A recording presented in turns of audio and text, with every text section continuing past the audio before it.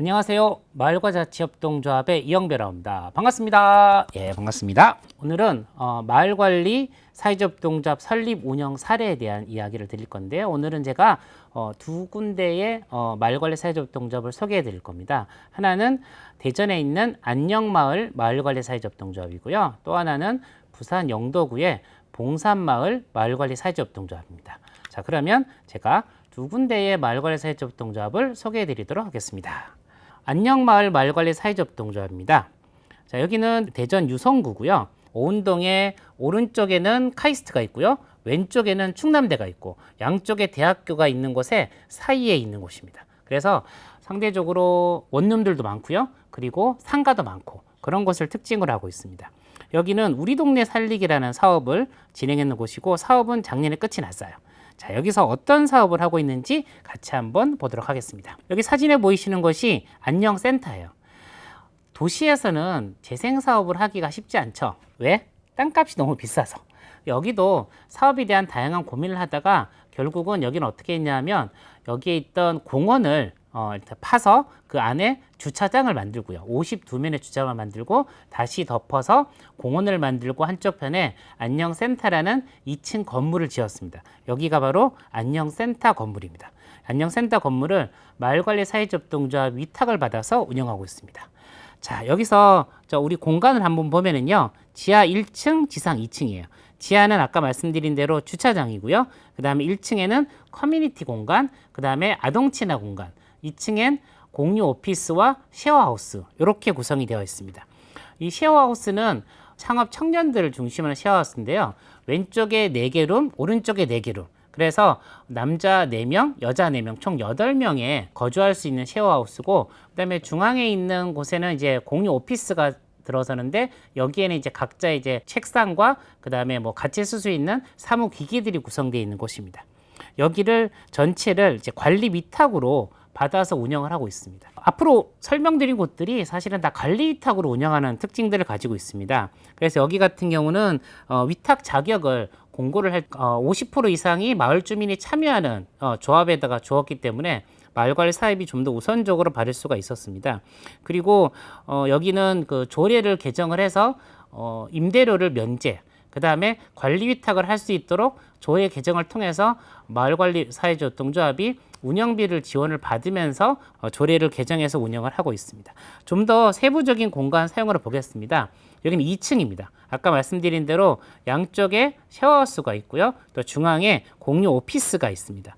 그래서 지역에 그러니까 창업을 하지 않아도 창업을 준비하고 있는 분도 참여가 가능합니다. 보증금과 임대료는 이 정도 수준이고요. 4만 원 정도의 관리비를 받아서 운영을 하고 마을관리 사회자협동조합이 관리 위탁이기 때문에 이거를 직접적으로 임대를 내고 이 수익으로서 마을관리 사업이 운영을 할 수가 있도록 그렇게 맞춰져 있습니다. 그리고 워낙 안녕센터가 작기 때문에 공유 오피스의 한쪽 편에는 마을관리 사회자협동조합의 사무 공간도 만들어 두었고요. 이렇게 해서 이제 운영을 합니다. 별도로 여기에는 입주자 관리위원회를 따로 구성을 합니다. 그래서 행정과 마을관리 사업과 그다음에 창업 전문가와 지역에 있는 사회적 경제 조직들이 모여서 실제로 입주하는 분들을 뭐 상담하고 입주하는 분들의 자격을 심사하고 또 입주하는 분들이 나중에 문제 생기는 것에 대해서 심의하는 것들을 마을관리 사업이 혼자 하는 게 아니라 입주자 관리위원회에서 설정할 수 있도록 그렇게 조직을 만드는 상태입니다. 사진을 보시면 사진에 있는 공유 오피스하고 그다음에 쉐어하우스 사진입니다. 쉐어하우스 같은 경우는 이제 방 4개가 이제 있고요. 그래서 각각 독립된 생활을 할 수 있고 거실에서 같이 커뮤니티 활동을 할 수 있는 그렇게 만들어져 있고요. 그다음에 공유 오피스는 보시다시피 각각 독립된 책상이 있고 그다음에 사무 기기가 있고 그다음에 뭐 사물함이 있고 또 같이 회의할 수 있는 테이블 이렇게 구성이 되어 있습니다. 그래서 현재 8명의 창업자들이 활동할 수 있도록 이렇게 배치가 되어 있습니다. 그 다음에 1층을 한번 볼까요? 1층은 다목적 공간과 아동 친화 공간으로 나눠져 있습니다. 이 다목적 공간은 우리가 커뮤니티 공간으로 이제 표기가 되어 있고요. 이 커뮤니티 공간에서는 이제 실제로 다양한 프로그램들이 진행하고 또 지역에 이러한 다양한 프로그램을 할 수 있는 공간들이 잘 없어요. 그래서 이러한 공간을 임대하는 사업 이렇게 운영을 하고요. 아동 친화 공간은 그 지역의 아이들이 이제 활동하는 공간인데 이거는 유성구청에 그 아동청소년과에서 이런 프로그램을 지원받아서 운영을 합니다. 여기가 관리 위탁으로 되어 있기 때문에 이런 보조금 사업을 할 수가 있고요. 자, 그런데 마을관리 사업을 했지만 아동 친화 공간을 운영할 만한 그 역량이라든지 이런 인자가 없어요. 그럼 어떻게 하면 좋을까? 여기서는 좋은 아이디어를 냈죠. 어떻게? 이 지역에 어라운드라는 사회적 기업과 연계를 해서 사업을 합니다. 어라운드라는 사회적 기업이 마을관리 사회접동조합의 법인 조합원으로 들어오고요. 그리고 어라운드와 마을관리 사회접동조합이 공동이익 협정서를 맺어요. 그리고 그 공동이익 협정서를 기본으로 해서 지자체하고 계약을 하는 거죠. 그러면 지자체는 이 공간을 가지고 있는 마을관리 사회접동조합과 그 다음에 역량을 가지고 있는 어라운드라는 곳이 같이 들어와 있기 때문에 좀 더 안정적으로 사업에 대한 신뢰를 가지게 되겠죠. 그래서 이렇게 지역에 있는 사회적 기업과 마을관리 사회접동조합이 시너지를 내는 사업으로서 볼 수가 있겠죠. 그래서 마을관리 사회접동조합은 이를 통해서 여기서 일할 수 있는 사람의 인건비를 또 보조를 받고요. 어라운드는 이 공간을 통해서 자신들의 사업들을 또 확장해 나갈 수가 있고 그렇게 이제 시너지를 내는 공간으로서 아동 친화 공간을 활용하고 있습니다. 현재는 이제 7개월을 기준으로 해서 일단 사업비를 구성했고요. 올해 사업을 근거로 해서 내년, 내후년에 지속적으로 이제 지원을 하면서 이 공간을 운영할 예정입니다. 그 다음에 이제 요 사진이 나와 있죠. 사진은 아직 공사기가 마무리되기 전의 사진이네요. 첫 번째 사진은 아동 친화 공간. 여기 이제 아동 친화 공간의 사진이고 여기는 좀 더 아이들이 편하게 놀 수 있도록 단차도 좀 만들고 또 캠핑장의 분위기를 좀 내서 공사를 하고 있습니다. 그 다음에 아래에 있는 사진은 이제 다목적 공간. 커뮤니티 공간에 있는 거고요. 여기는 같이 강의를 들을 수도 있고 프로그램 할 수도 있고 같이 영화를 볼 수도 있고 그다음에 같이 간단한 뭘 만들 수도 있고 이런 공간으로 지금은 사용을 하고 있습니다. 그다음에 이제 공영 주차장입니다. 자, 공영 주차장이 지금 마을관리 사회접동조합의 사업으로 이제 이슈가 되고 있는데요. 여기서도 공영 주차장에 대한 위탁이 마을관리 사업의 중요한 사업 중에 하나입니다. 마을관리 사회접동조합에서 공영 주차장을 받으면 사실 주차비에 대한 결정권을 누가 갖고 있을까요? 지자체가 가지고 있습니다. 따라서 지자체가 공영 주차장의 급수를 정하는 것에 따라서 주차 비용이 결정이 됩니다. 그래서 마을관리 사업이 임의로 결정하는 게 아니에요. 그래서 이러한 비용을 결정할 때 마을관리 사업이 지자체 협의를 잘 하셔야 됩니다. 여기 같은 경우는 이제 급수가 매우 낮은 곳이죠. 그래서 분당 100원 비용이에요. 근데 여기는 제가 사전에도 또 지금도 가보면 워낙 주차 수요가 많은 곳이라서 주차는 지금 잘 이루어지고 있는 편이에요. 실제로 한 달 정도 운영을 했는데 아직 홍보가 그렇게 되지 않고 또 코로나로 주차장이 이제 많이 활성화되지도 않은 상태지만 월 주차라든지 그다음에 일 주차라든지 이런 것들이 지금도 여전히 매출이 일어나고 있고 조금 더 홍보하면 이곳만으로도 충분히 운영이라든지 인건비가 나올 수 있을 걸로 판단을 합니다. 다만 주차장을 할 때는 고려 사항들이 몇 가지 있습니다. 첫 번째는 CCTV를 잘 확인해야 됩니다. 여기도 이것 때문에 CCTV 때문에 몇 번의 이제 작업들을 하고 보완을 했는데 이런 CCTV 작업을 재생사업 기간 안에 잘 설정을 해야 되고요. 그 다음에 무인 시스템으로 하기 때문에 무인 시스템 운영에 대해서 마을관리 사업이 미리 사전에 작동법이라든지 운영들을 잘 확인해야 됩니다. 이런 것들이 중요한 문제고 또 관리 위탁을 여러분들이 쉽게 생각하는 경우도 있는데 관리 위탁은 사용수익 위탁과 달리 사용수익 위탁은 좀 더 편하게 사용할 수 있죠. 다만 관리 위탁은 목적 사업이 분명하기 때문에 지자체에 계속적으로 보고를 해야 됩니다. 따라서 어떻게 보고할지 양식이라든지 방식들을 정확히 설정을 하고 지자체에 협의를 해야 업무를 많이 줄일 수 있습니다. 여기 같은 경우는 안녕마을 같은 경우는 각 공간에 대한 운영 규정, 주차장 운영 규정, 커뮤니티 공간 운영 규정, 아동 친화 공간의 운영 규정, 그다음에 쉐어하우스 운영 규정, 각 공간의 운영 규정과 그다음에 이거에 대한 보고서 양식들을 사전에 미리 다 만들어 놓고 시작했기 때문에 다른 것보다 훨씬 더 안정적으로 운영을 하고 있습니다. 그다음에 이제 앞으로의 숙제는 이 앞에 있는 공원입니다.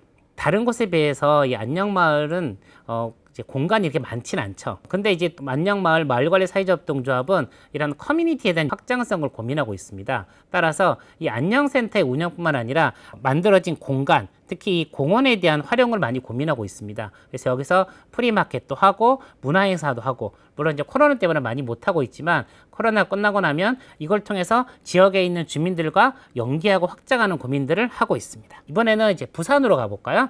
부산에 있는 봉산마을 마을관리 사회조합동조합 이야기를 드리겠습니다.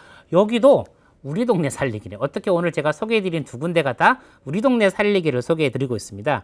여기는 이제 올해가 사업 마지막인데요. 여기는 특징이 고용도 많이 하고 있고요. 그리고 사업도 엄청 많아요. 제가 다녀본 마을관리 사회조합동조합 중에서 사업이 여기가 제일 많은 곳 중에 한 군데로 속할 것 같습니다. 자, 어떤 사업들 하고 있는지 한 번씩 볼까요? 자, 여기 나와 있는 게 보면 마을 식당, 뭐 반찬, 많은 사업들 하는데 하나씩 보도록 하겠습니다. 자, 먼저 보는 곳이 이제 게스트하우스입니다. 여기는 현재 게스트하우스를 2개 운영하고 있고요. 내년 상반기가 되면 2개를 더 운영할 예정입니다. 총 4개를 운영하죠. 마을관리 사회조합동조합은 게스트하우스를 운영할 수 있다? 엄밀히 말하면 없죠. 예. 자, 실제로 협동조합은 게스트하우스를 운영할 수 없습니다. 협동조합이 게스트하우스 운영하는 것은 외국인 상대만 가능하죠. 내국인 상대로 가능한 유일한 방법은 마을기업 인증을 받는 겁니다. 그래서 여기는 초기에 마을관리 사회조합동조의 마을기업 인증을 받아서 게스트하우스 운영하고 있습니다. 자, 그런데 게스트하우스는 주로 누가 많이 이용할까요? 젊은 사람들이 많이 이용하겠죠. 그러면 젊은 감각으로 해야지 많이 올 텐데, 불행히도 마을관리 사회조합동조합이 있는 곳들 대부분은 젊은 사람들이 별로 없어요. 여기 같은 경우는 바닷가라서 나름 경치도 괜찮고 좋은데, 그래서 여기는 어떻게 하느냐, 라보드라는 젊은 친구들이 운영을 합니다. 라보드라는 팀이 조합원으로 들어오고, 그다음 이 팀이 운영을 하죠. 실제로 코로나인 지금 상황에서도 주말에는 예약이 꽉 차 있는 상황이에요. 그래서 코로나 끝나고 나면 아마 더 활성화되지 않을까 생각을 하고요. 실제로 2개를 운영하면서 좀 자신감을 얻은 이 라보드 팀과 마을관리 사회조합동조합은 내년에 만들어질 2개 이외에도 더 추가적인 게스트하우스와 게스트하우스를 위한 다양한 시설들을 확장하는 것들을 논의하고 있어요. 이렇게 마을관리 사회조합동조합과 또 뭐 외부 청년 혹은 내부 청년 또 다양한 조직들이 이렇게 시너지를 내는 것도 한번 같이 고민해 볼 사례, 또 우리가 같이 지역에서 같이 고민하고 확장해 보들 이야기들로 볼 수 있습니다. 자, 그 다음에 마을 전방. 어떻게 보시기에 어때서요? 예쁘죠? 예, 마을 입구에 있는 마을 가게입니다. 여기서는 이따 소개해드릴 이 마을의 특산품인 블루베리 가공품, 이 마을에서 하고 있는 스마트 커뮤니티 케어의 또 핵심적인 거점 공간, 또 마을의 입구로서의 역할, 뭐 다양한 역할들을 하고 있는 마을의 입구, 대문 이런 역할들을 하고 있는 공간입니다. 그 다음에 마을 상담소. 여기는 이제 스마트 커뮤니티 케어라는 것들을 재생사업 기간에 했습니다. 이게 어떤 거냐면 뭐 ICT, IoT 기계를 지역에 있는 65곳의 독거 가구에 나눠드렸습니다. 쌍방통행형 ICT 기구인데요. 여기에서 버튼을 누르면 아까 보셨던 마을 전방 혹은 상담소에 있는 상근 직원하고 바로바로 소통도 가능하고요. 또 긴급하게 도움을 요청할 때 그 버튼을 눌러서 도움을 요청할 수 있어요. 그리고 마을에 지역 주민으로 구성된 상담사 분이 올해는 65가구의 지역 주민들을 대상으로 했다면 내년에는 좀 더 확장된 영도구 주민들을 대상으로 사업이 확장될 거로 생각이 되고요. 그래서 지금은 이제 지역에 뭐 2-3분의 상담사 분이 계신데 더 확장을 해서 서비스를 제공하게 될 걸로 예상하고 있습니다. 그 다음은 블루베리. 여기는 여러분 이제 부산에 바닷가 가보셨으면 이제 산에 이렇게 집들을 지었잖아요. 그러다 보니까 공간들이 매우 작아요. 예, 거기에 있는 폐공가 5군데에서 시작을 한 사업입니다. 그래서 뭐 블루베리 심는다고 해서 뭐 땅에다 바로 심는 건 아니고요. 그런 곳에 묘목을 화분 형태로 묘목을 가꾸는 겁니다. 그래서 현재 이제 5곳의 폐공가에서 이 사업을 하고 있는데 이거 몇 년째 하고 있다 보니까 이제 이게 소문이 좀 나서 생태 체험 학습이라든지 아니면 뭐 다양한 방문객들이 참여하고 계시고요. 또 블루베리 가공품에 대한 판매 이런 것들도 이루어지고 있고 블루베리 묘목도 판매하고 있습니다. 지역에 좀 더 넓은 곳에 무상임대로 토지를 받아서 사업을 더 확장하는 것도 고민해 보고 있습니다. 이러한 도시농업도 지역의 주민들이 또 이렇게 같이 하기에 좋은 사업이고요. 그리고 여기는 또 특징이 순환의 임대주택도 하고 있어요. 순환 임대주택을 마을관리 사업이 받아서 운영하는 또 좋은 사례인데 지자체가 갖고 있는 순환 임대주택을 마을관리사에 받아서 지역의 한부모 가족에게 저희가 임대를 주어서 운영하는 사업 이런 거 해보고 있고요. 또 마을 방송국 사업도 해보고 있어요. 그래서 마을 방송국을 만들어서 방송 장비도 대여하고 공간도 대여하는 사업 이렇게 다양한 사업들을 진행을 하고 있습니다. 그런데 사업은 사실은 이렇게 많이 하는데 거점 공간은 아직도 안 지어졌어요. 거점 공간은 이제 올해 말에 지어질 예정인데 거점 공간이 지어지면 더 많은 사업을 하겠죠. 지금은 이제 거점 공간에 대한 이제 구조들을 잠깐 보여드리는데 여기에 공영 주차장도 들어서고요. 아까 안녕마을은 52면인데 여기는 12면밖에 안 돼요. 그런데 여기는 워낙 주차 수요가 많은 요구가 되는 곳이라서 12면을 하더라도 아주 알차게 쓰여질 것 같습니다. 그리고 북카페도 만들어지고요. 여기엔 VR 체험장도 들어갈 예정이고 마을 식당도 들어서고요. 또 반찬을 만드는 곳도 들어설 예정이에요. 그리고 여기는 표기 안 돼 있지만 공방도 들어서서 뭐 배를 만드는 공방 작업도 들어갈 예정입니다. 뭐 이렇게 다양한 것들이 코워킹 스페이스 공간으로 만들어질 예정입니다.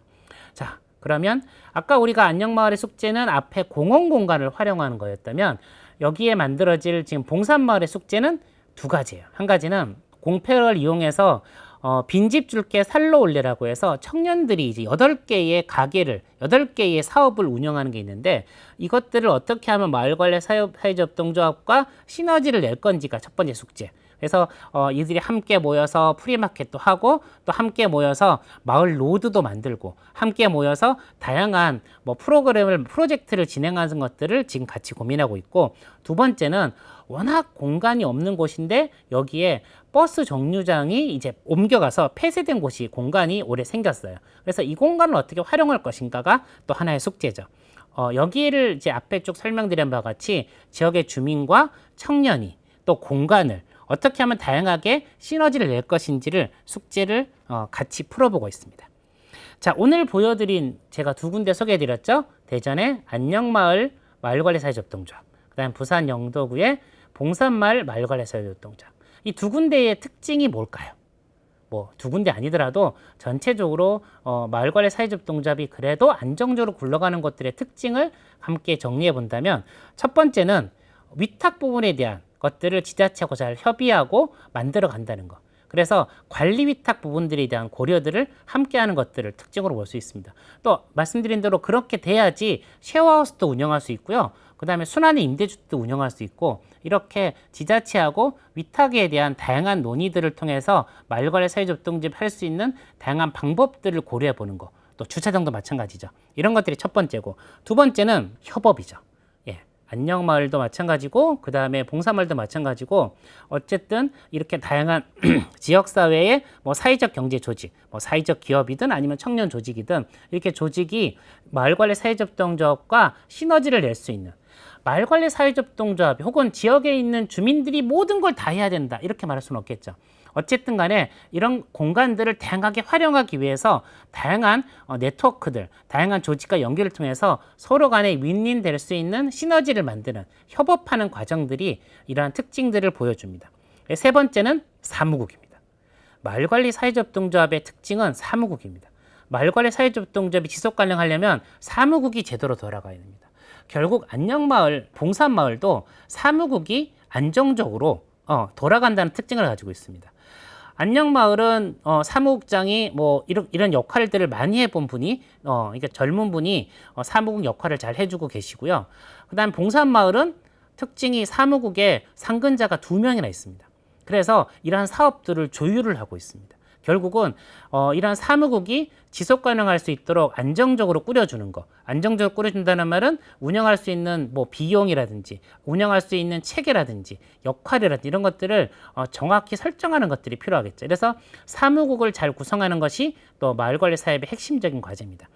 세 번째는 운영 규정. 아까 말씀드렸던 안녕마을 같은 경우도 봉산마을 같은 경우도 사업을 여러 가지를 하죠. 여러 개의 사업을 할 때는 그냥 좋은 게 좋은 거가 아니라 처음부터 각각의 사업의 각각 내용에 대해서 운영 규정을 만드는 겁니다. 공간을 빌려줄 때는 얼마에 빌려줄지, 어떤 조건으로 빌려줄지, 그리고 빌려줄 때 필요한 서류들은 미리 어떤 양식으로 할지를 미리 다 정해놓는 거죠. 그래야 일하는 사람들이 편합니다. 그런 규정을 정하지 않으면 일하는 사람들이 힘들어요. 그리고 이런 규칙적인 게 있어야 서로 간에 신뢰를 가지고 시너지를 낼 수가 있고요. 그래서 조금 더 힘들더라도 처음에 이러한 각각의 공간에 대한 또 우리의 사업에 대한 운영 규정을 잘 세우는 것이 필요합니다. 결국은 어떤 위탁 과정을 통해서 할지 행정과 거버넌스를 잘 꾸리는 거, 그 다음에 지역사회 네트워크를 통해서 협업을 하는 거, 그 다음에 내부적으로 제대로 일할 수 있는 사무국을 구성해 주는 거, 또 각각의 역할을 규정하고 각각의 공간을 규정할 수 있는 운영 규정을 만드는 거, 이 네 가지가 실제로 마을관리 사회접동제 운영에서 중요하다는 것이 이러한 사례들을 통해서 알 수 있는 것 같습니다. 오늘은 여러분들과 함께 대전의 안녕마을 마을관리 사회접동조합, 부산의 봉산마을 마을관리 사회접동조합의 소개를 드렸습니다. 이 두 곳과 같이 여러분들도 좀 더 여러분들 내부적으로 많은 고민을 하시면서 좀 더 발전된 형태의 마을관리 사회접동조합이 만들어졌으면, 여러분들이 꿈꿀 수 있는 마을관리 사회접동조합이 만들어졌으면 좋겠습니다. 감사합니다.